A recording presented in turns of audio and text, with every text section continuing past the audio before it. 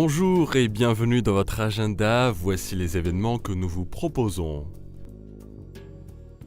Née en 2004, la marche des vocations permet de réunir dans la prière des personnes ordonnées comme des prêtres ou des évêques, ou des personnes impliquées dans la vie consacrée et des jeunes qui se préparent à cet engagement.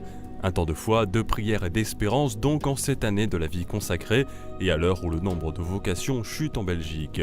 Le trajet sera de Séviscourt à Saint-Hubert en province de Luxembourg et sera donc le 1er mai. Attention, les inscriptions sont obligatoires, vous pouvez appeler au 010 22 96 26 ou aller sur le site internet www.vocation.be. Deux dates pour la représentation de la Catilène de Don Michael par l'école de chant chorale Saint-Vincent. Les 2 et 3 mai donc seront joués ces 12 chants écrits sur le cheminement de Michel Lenoblet, l'un des plus vigoureux missionnaires de la Réforme catholique en pleine époque troublée par les guerres et les conflits après le Concile de Trente. Le but étant de mieux comprendre son œuvre et son héritage.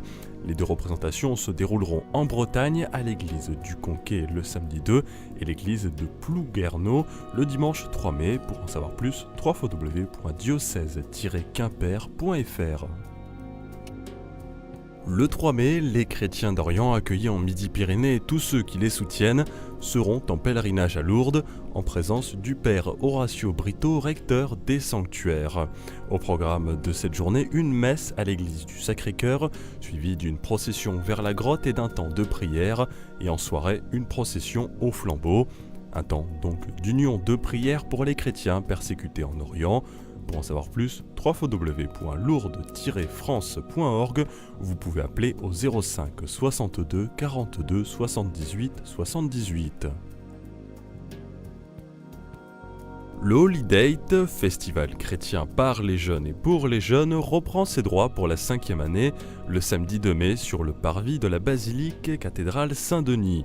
Un temps festif et musical avec de nombreux jeunes artistes d'Île-de-France sur scène, comme El Niño ou encore Esperanza, suivi d'un temps de prière et d'adoration collectif. www.holydate.fr pour en savoir plus. De 1804 à 1814, 2 chefs d'État se sont affrontés sur la scène diplomatique. D'un côté, le pape Pie VII et de l'autre, l'empereur français Napoléon, qui se sont fait face pendant 10 ans. Une exposition du château de Fontainebleau retrace l'histoire de ces relations complexes entre les 2 personnages, avec des œuvres exceptionnelles comme la tiare offerte à Pie VII par Napoléon ou le Jupiter d'Autricoli venu du musée du Vatican.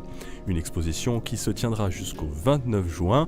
Pour en savoir plus, www.musée-château-fontainebleau.fr ou vous pouvez appeler au 01 60 71 50 70.